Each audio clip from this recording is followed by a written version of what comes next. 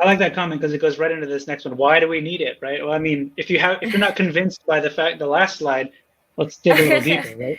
No, I'll combine, but yeah, still continue. We need it because we need to streamline and focus our internal processes and procedures and the people and the resources, right? How do we really socialize a plan? How do we really understand what we're doing makes sense and has value, right?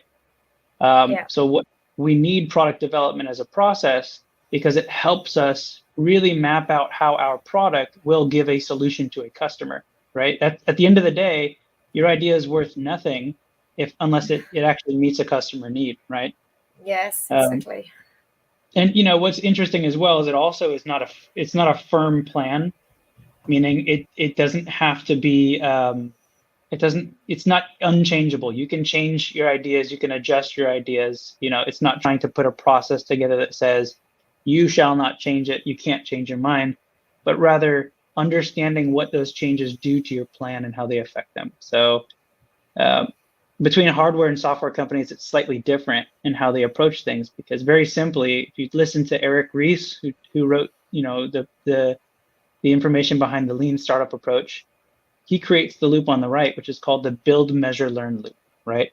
So traditionally, how he thinks software should be developed is you have an idea, you build it, you form a product out of it, you measure that product with the people, you get the data, you learn from how it's working, and you go back and revisit the idea, and you continuously have this circle of learning, right? That goes on. It's like a circle.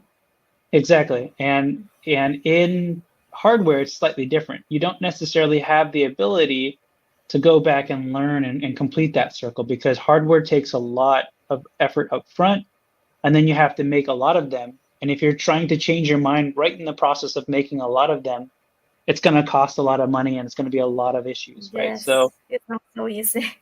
Yeah, so hardware is rooted in something that's a bit older in methodology and thought process, which is, okay, let's make sure that we understand what the customer wants, how we spell those out so we can design those things, and then how we do the work, and then how we check that the work's been done, and then give it to the customer. Because if we're wrong, we just lost a whole lot of money and time, and that's something and the we have customers, if you don't do it like at his, you 100%. lost it. Yeah, you lose everything. So that's why it's so strict on being able to map out your journey. So a couple of examples to bring it home here. I don't know if you have a pop socket. I feel like everybody has a pop socket on the back of their phone these days, right? I have one, but I broke up. Yeah, it fell down and it broke.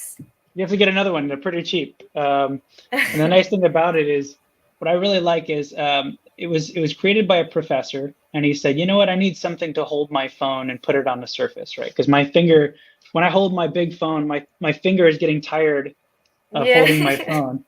So, you have what I have here, you have a clip, right, that holds your phone up, but he created a pop socket to do that primarily, and also to set it on your table. So if you're watching a video, you can look at it. And so that was a good idea. And it was very simple, and he didn't have to put a whole lot of process into it. He said, let's just make these things. But he got to a point where now competition came in and said, hey, we can also make those things, or make them similar to those, like what I have in my case, for example. So what he did is he said, you know what would take me to the next level? And he realized that pop socket is real estate. It's marketing real estate. It's a small billboard, right? It's a small advertisement.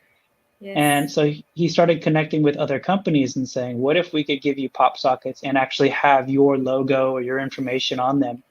And that changed his whole business model, really, because now he wasn't so focused on the hardware, but the advertising revenue that he was getting from the hardware.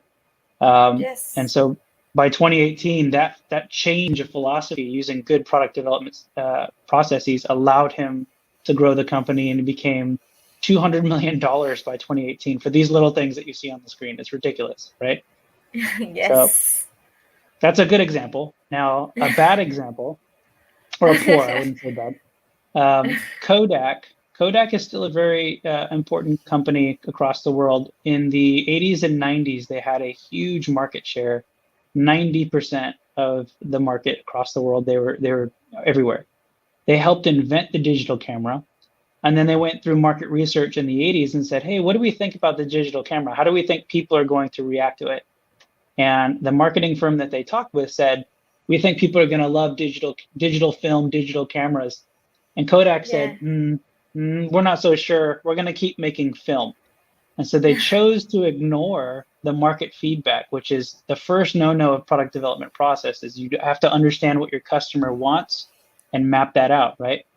So in the 90s and the 80s and 90s, they started getting, a lot of competition coming in that ended up taking in, digital-based competitors came in and just started taking a foothold.